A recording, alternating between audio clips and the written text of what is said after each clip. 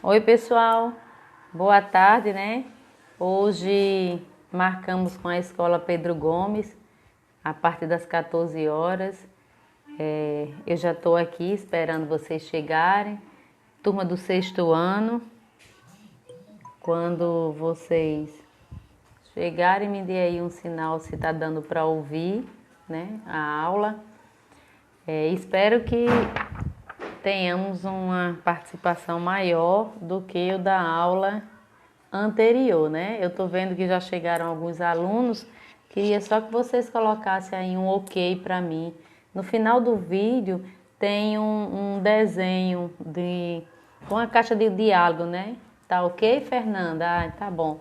Tá dando para ouvir bem, Fernanda? Coloca aí um ok se tá dando para você. Obrigada, então. Bom, turma do sexto ano, tá? Só retomando que nossa primeira aula é com a turma do sexto ano. Olha, o pessoal do Pedro Gomes não recebeu o livro, que no caso é esse livro aqui. Porém, vocês não receberam, mas não se preocupem. Quando terminar a aula, eu vou fazer a foto do assunto que nós vamos estudar e eu coloco no grupo do WhatsApp e aqui também no grupo do Facebook. Aí vocês vão poder olhar o assunto e fazer as atividades, né? Nós terminamos na semana passada o assunto referente ao povoamento da América. E aí eu coloquei uma sugestão de vídeo para vocês. O primeiro vídeo eram trechos, pequenos pedaços do filme Os Crudos, não era o filme todo, eram apenas pedaços do filme. E o segundo vídeo é uma reportagem do Fantástico que fala da jornada da vida, a descoberta do fóssil de Luzia. Com aqueles dois vídeos, eu acredito que vocês conseguiram entender bem o assunto, tá certo? Se ficou dúvida, manda me falar que a gente tenta resolver essas dúvidas. Para hoje, a nossa aula é sobre Egito e é o capítulo 5 do livro, tá?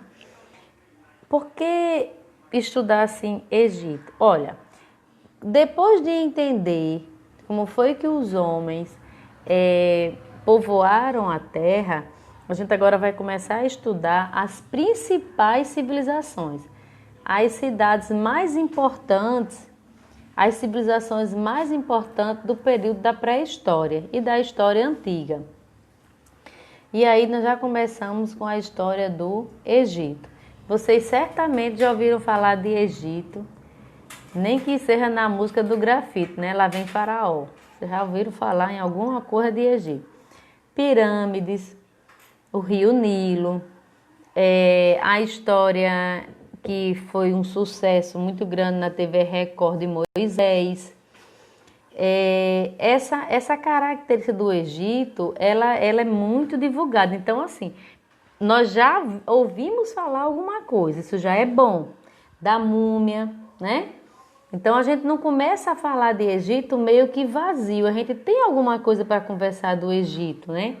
Pirâmides, deserto, a questão do faraó, da múmia, tudo isso são coisas do Egito.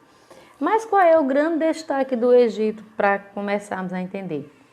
É que o Egito ele está situado no continente africano.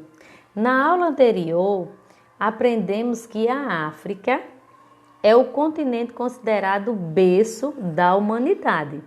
Ou seja, foi na África que as civilizações se iniciaram, né?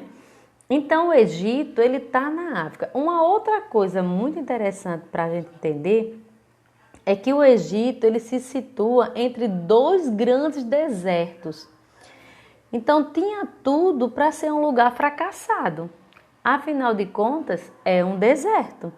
Mas aí é que vem o grande diferencial da civilização egípcia, o grande destaque. O Egito, ele tem um rio que corta ele de ponta a ponta, chamado de Rio Nilo. E esse Rio Nilo é que dá vida ao Egito. Heródoto, um historiador, diz que o Egito é uma adapta do Nilo, tá? Olha, Jonas, eu não consigo te dizer exatamente até que horas vai, Mas eu posso dizer que assim que eu concluir e que vocês tiverem dúvidas, poderão perguntar. E se não, não faz sentido a gente ficar aqui sem ter o que fazer, né? Então, assim, não dá para me te marcar uma hora, exato, não tem como. Mas você fica à vontade, se não puder participar, você participa num outro dia, tá bom? Você assiste num outro momento. Ó, retomando aqui, né, que eu parei aí para responder a pergunta de Jonas, então retomando aqui. Egito é uma civilização importantíssima para nós entendermos a formação das sociedades mais antigas. Egito está situado no continente africano. O Egito está marcado por 2 desertos. É por isso que quando a gente vê na TV a imagem das pirâmides, elas estão realmente no deserto. E o Egito é uma referência no campo da agricultura, porque o seu rio, que é o Rio Nilo, permite que o Egito se desenvolva de forma espetacular, né? Então, uma outra informação é que o Rio Nilo ele é um rio perene. E o que é um rio perene? O rio perene é aquele rio que nunca seca. Então, não tem dependência de cheia, de chuva. O rio está sempre abundante. É um rio perene. Mas vamos entender mais um pouquinho. O Egito também, quanto civilização, ela passa por 3 períodos, tá? E aí a gente vai ter o período do médio, do baixo, né? Do antigo império, médio império e novo império. Então o Egito passa por 3 fases aí no sistema político. Vai percebendo o que é que muda de uma para outra. Na organização política, o Egito, ele também se organiza no sistema de aldeia. Eu acho que todo mundo aqui sabe o que é uma aldeia. A gente sempre imagina aquele núcleo populacional de poucas pessoas, né, poucas famílias, convivendo juntos, como seria com a aldeia indígena, um exemplo, né, um pequeno. Mas ele também se organiza como cidades-estados.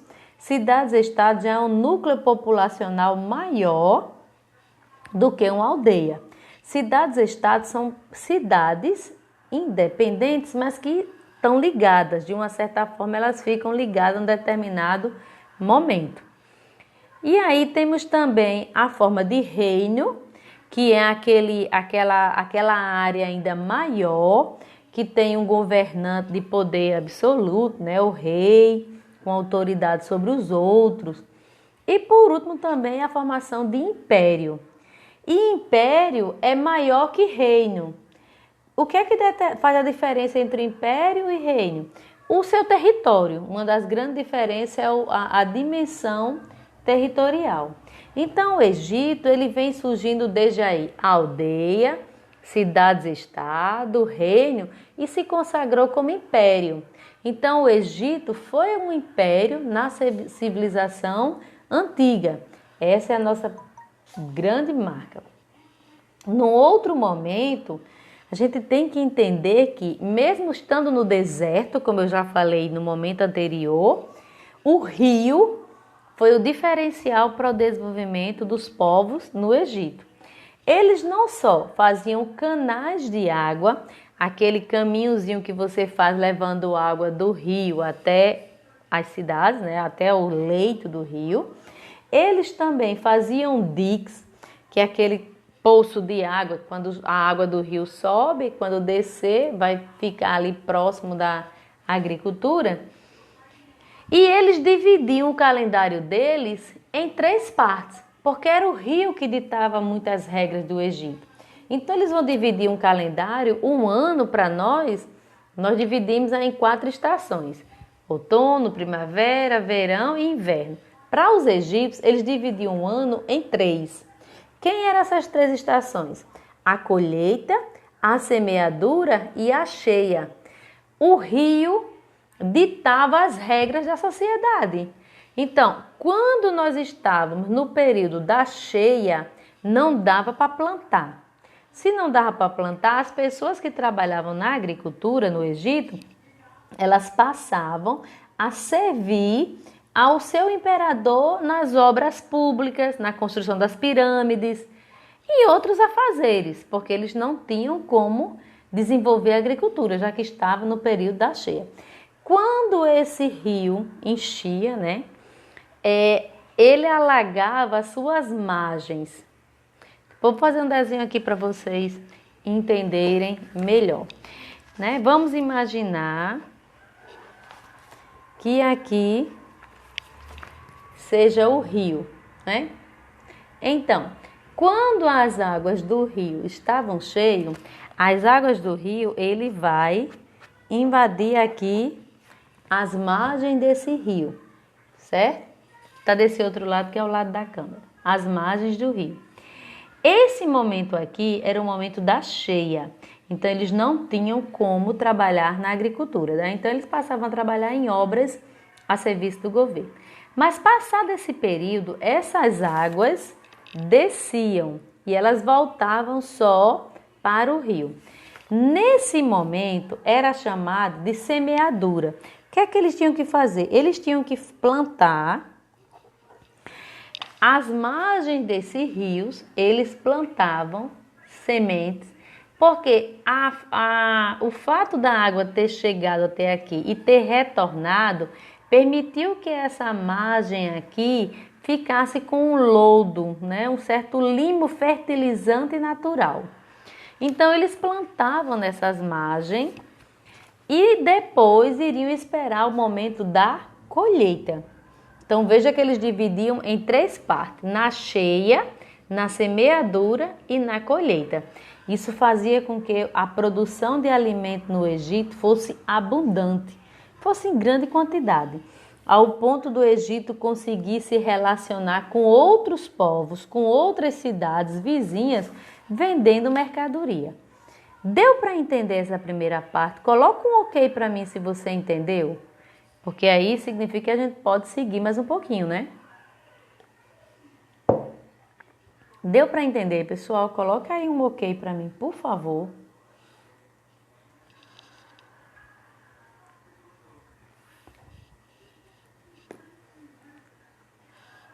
Não, nem um okzinho não significa que não entendeu, quer que eu recomece? Diz para mim, pessoal, o objetivo da aula é esse, é que vocês possam me dizer se entenderam ou não. Ah, valeu então, deu para entender, né? Ó, feita essa primeira parte, nós já temos que saber que o Egito era baseado pelo rio. Era o rio que ditava as regras de funcionamento do Egito. Isso nós não vamos esquecer daqui para frente, tá bom? Esse mesmo Egito, ele era separado em baixo, em alto e baixo Egito. Uma civilização se concentrava mais na nascente do rio Nilo, era chamado o Alto Egito. E a outra civilização, quando o rio estava desaguando já no mar, quando o rio estava chegando no mar, era então o Baixo Egito. Esses 2 reinos, eles eram separados. E cada um tinha seu próprio faraó. Faraó, no Egito, para nós é uma palavra assim, não muito do nosso português, né? Mas faraó, para o Egito, é aquela pessoa que vai ter uma simbologia de rei, né? Então, tínhamos aí. Nesse período, as pessoas que administravam o Egito, eles não eram chamados necessariamente de faraó. Por quê? Porque esses locais onde ficavam esse núcleo populacional era chamado de nomos. N-O-M-O-S, nomos. Esses nomos, que se dividiam em 2 partes, eram administrados pelos nomarcas. Nomarcas. E aí, um determinado momento da história, o rei Menes, que era rei do Alto Egito, resolveu unificar, resolveu juntar os 2 Egitos. Quando Menes faz isso, quando ele consegue pôr isso em prática, aí sim ele se torna rei dos dois Egitos, o Alto e o Baixo Egito. Unificando os dois, Menes carregou para si o título de faraó, porque Menes agora era rei dos dois Egitos. A capital do Egito na época era Tines, que hoje é Cairo. Então, até hoje, a capital do Egito é Cairo, que também foi a capital no período do faraó Menes. Essa unificação foi muito importante, porque ele se tornou, então, uma figura de muito poder, né? Como eu já tinha falado, e o Egito se dividiu em 3 partes: Antigo Império, Médio Império e Novo Império. Essa divisão aqui vai trazendo as características. Durante o Antigo Império, Menes, que era o faraó nesse período, ele vai buscar uma estabilidade política. O que seria uma estabilidade política? Ele vai buscar uma certa segurança para o Egito. Tudo está bem resolvido, tudo está ok, está funcionando. Essa é a marca do Antigo Império. Já no Médio Império, o que vai se destacar é o desejo de expansão comercial. Eu falei lá no início da aula que o Egito produzia muitos alimentos, né, na parte da agricultura, e os alimentos abundantes sobrava. E quando as coisas sobram, é característico do surgimento do comércio. Ou eu vou trocar por aquilo que eu não tenho, ou eu vou vender, comercializar. Então, nessa segunda parte do Império, a gente começa a perceber uma expansão comercial. E aí o Egito começa a negociar com outras civilizações que nós vamos conhecer. Nessas outras civilizações, o Egito vai vendendo seus produtos e comprando produtos deles. Exemplo, ouro. Nós não tínhamos ouro em abundância no Egito, principalmente por ser um deserto. Mas eu preciso de ouro. Então, se eu tenho muito alimento, eu vou negociar e vou trazer o que eu não tenho. E assim o Egito foi se expandindo. No Novo Império, que é a última etapa, a gente vai começar a conhecer um período de formação de um exército poderoso. Mas por quê? Porque ainda no Médio Império, quando o Egito começa a se expandir, o Egito também começa a se enfraquecer de forma interna, a ficar fraquinho com os problemas do seu próprio povo. E essa fragilidade permitiu que o Egito fosse invadido por outros povos, como é o caso do reino do Kush, que é o próximo assunto que nós vamos estudar na semana que vem, né? Então o Egito, ele já foi invadido por outros povos e perdeu a sua estabilidade. Mas quando o Egito reconquista seu espaço depois de um certo domínio dos Hyksos, né? O Egito então vai organizar agora um poderoso exército. Por quê? Ora, se eu fui conquistado por um povo, eu agora tenho que me preparar para reagir a qualquer tentativa de outros povos. E isso só é possível se eu tiver um exército forte. Então o Egito vai pegar o período do Novo Império e vai investir num exército forte.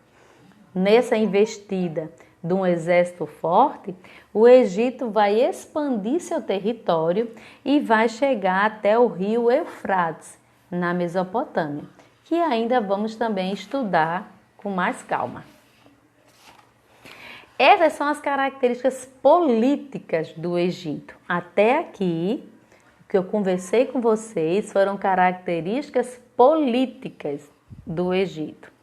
Agora nós vamos começar a entender característica da sociedade do Egito.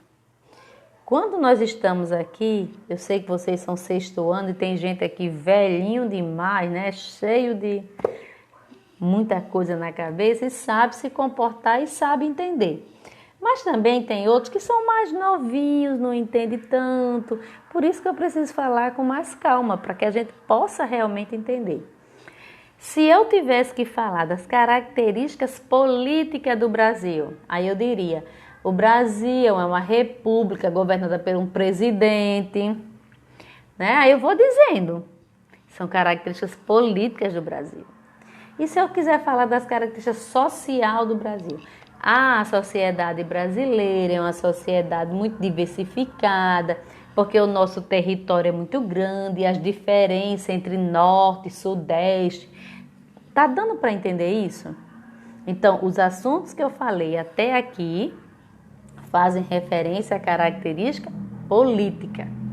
E agora nós vamos entender um pouquinho da característica social do Egito. Primeira coisa que a gente tem que retomar. Faraó é o todo-poderoso do Egito. Só que Faraó, ele não é só o todo-poderoso. Para o pessoal do Egito, para as pessoas que viviam no Egito naquela época, Faraó é visto como um Deus vivo. Então, se ele é visto como um Deus e um Deus vivo, ele não pode ser afrontado. Aquilo que ele fala, todo mundo concorda, todo mundo aceita, porque Faraó é um Deus para eles, né? Essa é uma primeira característica. Numa segunda característica é que o povo do Egito acreditava na vida após a morte. Para eles, quando eles morriam, eles iam passar por um julgamento chamado Tribunal de Osíris. Nesse julgamento, eles iam ser absolvidos ou condenados. Se eles fossem absolvidos, eles voltariam à vida. E se eles fossem condenados, eles não voltariam. Como todos eles acreditavam que iam voltar, eles mandavam mumificar os seus corpos. Era uma forma de conservar o corpo. Porque depois do julgamento, quando ele retornasse, ele retornava para aquele corpo que ele já tinha. Então, a mumificação no Egito é baseada numa crença religiosa. E essa crença não era só para uma parte da sociedade, era para todos. Todos no Egito acreditavam assim, do mais rico ao mais pobre. Eles acreditavam nesse retorno da alma ao corpo. Então, a sociedade egípcia tinha essa crença. Baseado nessa crença, a sociedade egípcia também, ela é uma sociedade imóvel. Uma sociedade sem mobilidade. Vamos tentar entender. Aqui no Brasil, eu sou pobre. E aí, de repente, eu joguei na Mega Sena, ganhei o prêmio sozinha e no dia seguinte, eu já não sou mais pobre. Sou uma mega milionária. Daí, então, eu saí da condição de pobre e passei para a condição de milionária. Isso é possível no Brasil? É, porque nós temos uma sociedade com mobilidade social. Da mesma forma que é possível também uma pessoa, de repente, ela era faxineira da escola, ela era zeladora, merendeira da escola, mas ela resolveu estudar e ela agora virou professora. E depois de professora virou diretora da escola. É possível? É, porque nós temos essa liberdade no Brasil. No Egito é totalmente o contrário. É o oposto. No Egito, quem nasceu pobre vai morrer pobre. Quem nasceu rico vai morrer rico. Sendo assim, as camadas sociais não podiam subir de degrau. Se você nasceu como camponês, você vai viver e morrer como um camponês. Nem adianta você querer estudar ou casar com o filho do faraó para virar também uma herdeira do trono de faraó. Não pode, porque a sociedade no Egito é imóvel. Logo, ela se dividia entre faraó que era o topo, o ápice, né? O mais alto da sociedade. Depois de Faraó, você tinha os escribas, que eram quem escreviam as leis, e eles eram muito reconhecidos, porque eles passavam anos estudando. Na verdade, eles começavam a estudar desde os 5 anos de idade. Tinha o vizir, que é uma espécie de governador do Egito. Quem assistiu a novela lá da Record, chamado José do Egito, viu que José virou um vizir. É a segunda pessoa depois do faraó.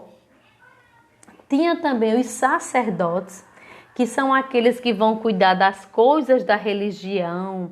Como o faraó é politeísta, né? Como o Egito é politeísta, então tinha muitos deuses. E os sacerdotes administravam esses templos, tomavam de conta desses lugares de oração e essas regras todas. Tem também os artesãos, que são aqueles que produzem as coisas da base do artesanato, mas é essencial para o Egito. As sandálias, as roupas, as pulseiras, as bolsas e tantas coisas, né? Os militares, que eram que pertenciam à parte de defesa do Egito. E por último, os camponeses. Provavelmente eu e você seríamos dos camponeses, porque era a última camada da sociedade no Egito. E os camponeses eram a maioria da população. Porém, eles não eram chamados de camponeses. Chamamos de camponeses para que a gente possa entender o que eles faziam. Mas é chamado de felá. F-E-L-A. Felá. O felá ou os felás eram os camponeses e eram a grande maioria da população no Egito. Eles eram os únicos que pagavam impostos. Então, eles trabalhavam muito, comiam pouco, quase não tinham qualidade de vida e ainda pagavam impostos. Parece sermos os mesmos de hoje, né? Mas é. Por último, tem também os escravos. E os escravos eram, na maioria das vezes, prisioneiros de guerra ou pessoas que eram vendidas como escravo. Quem assistiu o filme de José ou a novela de José, viu que José foi vendido como escravo pelos seus irmãos, que é uma novela bíblica, né? Um relato bíblico. E aí José se transformou, seguiu para o Egito na condição de escravo. Então, nós temos aí essa condição. Tem um vídeo que eu vou depois disponibilizar para vocês. E aí, nesse vídeo, vocês vão entender melhor essa questão da religião do Egito, que eu acredito que seja uma das partes mais difíceis para a gente conversar. Afinal de contas, acreditar numa vida após a morte é meio que confuso. Para nós, quando morremos, já morremos. Alguns vão para o céu, outros mesmo não querendo vão para o inferno, né? Porque só tem esses dois caminhos, né? Segundo hoje. Mas eles não, eles acreditavam diferente. A sociedade egípcia, na sua totalidade, ela se dividiam nessas classes. Uma classe jamais poderia virar outra. Ou seja, um artesão jamais iria virar um escriba. Mas lá na minissérie de José do Egito, ele era um escravo que virou um vizir, um governador. Isso é possível? Será que realmente aconteceu? Esse é o único relato que tem sobre essa ascensão, que provavelmente aconteceu, primeiro porque a Bíblia não mente, segundo, que nesse relato foi o próprio faraó que determinou a ascensão de José do Egito.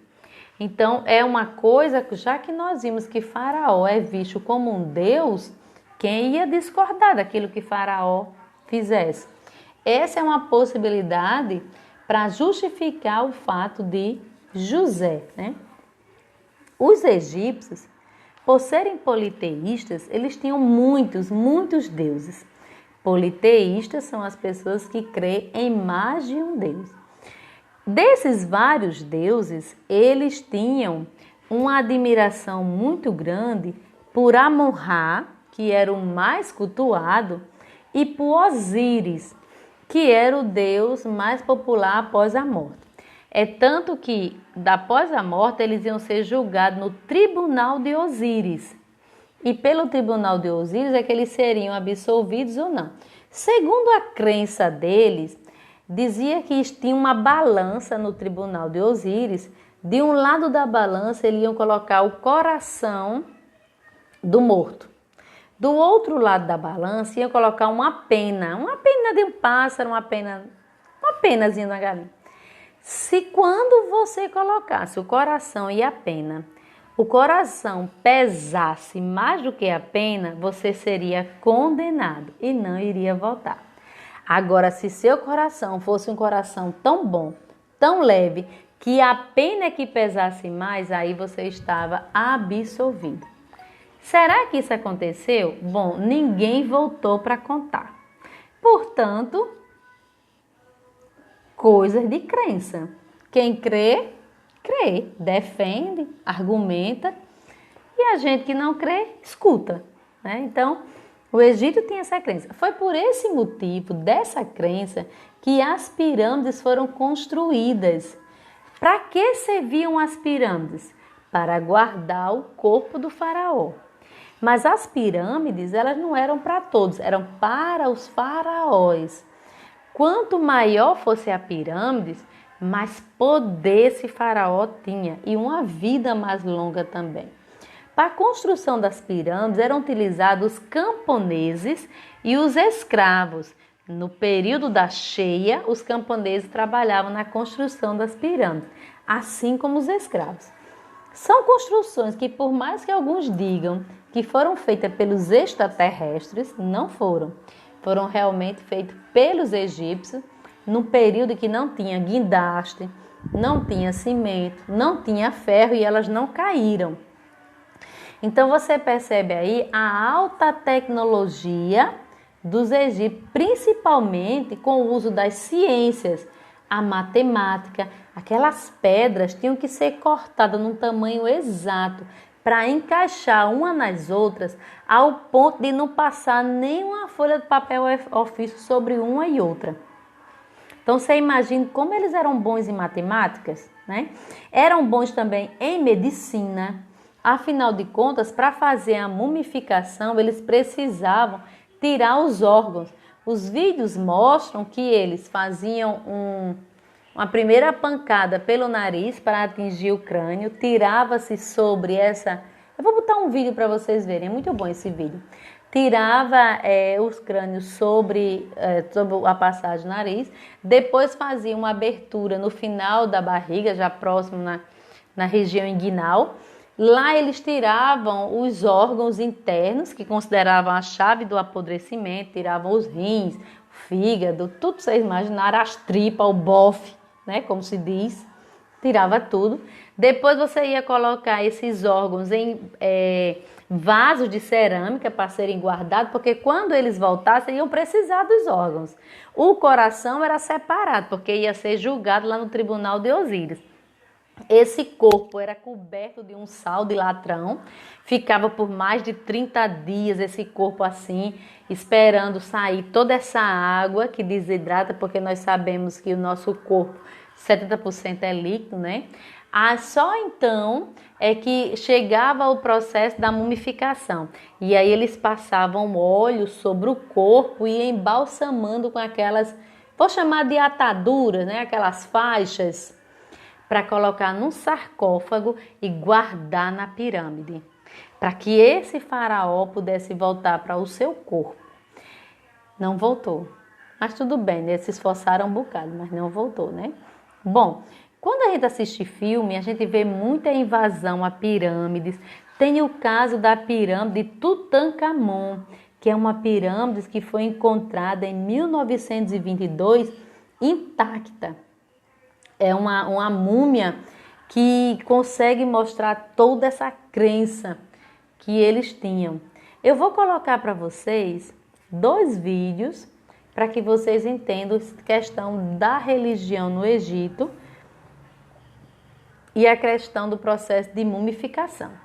É importante que vocês entendam para que vocês possam realmente ver que o Egito é uma civilização riquíssima no campo da política, no campo da sociedade, no campo da religião, no campo da economia e principalmente no campo da agricultura. Pois o rio foi essencial para que eles não morressem naquele deserto, certo? Nós já estamos com um tempinho de aula, eu espero que vocês tenham entendido. De minha parte, eu acredito que nós concluímos, mas eu quero saber de vocês. Ficou dúvida sobre o Egito? Precisa falar mais alguma coisa? Coloca aí nos comentários para que eu possa entender, ou se nós vamos encerrar nossa aula a partir de agora. Coloca para mim aí qualquer dúvida, coloca a palavra entendi ou coloca não entendi, mas preciso que alguém me dê esse feedback para que eu possa concluir ou continuar. Se necessário for, continuamos.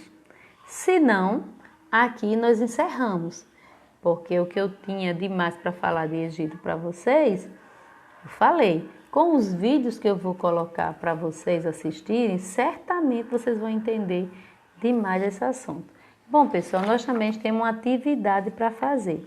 Vai ficar na página 87. Vou colocar a foto da atividade. É a questão 1 e a questão 2. A questão 1 é um gráfico e esse gráfico fala justamente do período em que o rio ficava cheio e do período em que o rio ficava baixo. Aí você olhando para o gráfico, você vai conseguir ver qual era o momento da cheia, em que mês era a cheia, em que mês era a semeadura, tá? Lá na questão 2 tem um texto pequenininho e depois desse texto tem 4 perguntas que falam do texto. E é justamente do texto sobre Egito. Então, vocês vão poder responder com facilidade porque é o assunto que nós estudamos. Sempre lembrando que as pirâmides nada mais eram do que os túmulos do faraó. É onde os faraós eram guardados para aguardar lá o retorno da sua alma após o julgamento, que não aconteceu, mas eles acreditavam. Tá certo? Eu tô vendo aqui que o pessoal colocou entendi, então eu vou encerrar aqui a aula. Vai ficar disponível no grupo para que vocês possam assistir em outro momento, se tiver dúvida. Muito obrigado pela participação de vocês. Só retomando, viu, Jonas? Eu falei lá no início. Como a turma do Pedro Gomes não recebeu o livro, eu farei foto das páginas do livro e irei colocar tanto no grupo do WhatsApp como no grupo do Facebook. Então, mesmo você não tendo o livro, você terá acesso às fotos desse assunto que nós estamos estudando, ok? Do mesmo jeito que eu tenho feito nos momentos anteriores, tá bom, pessoal? Uma boa semana para vocês, fiquem bem, fiquem em casa, se protejam e até breve. Boa aula e obrigado. Tchau, pessoal!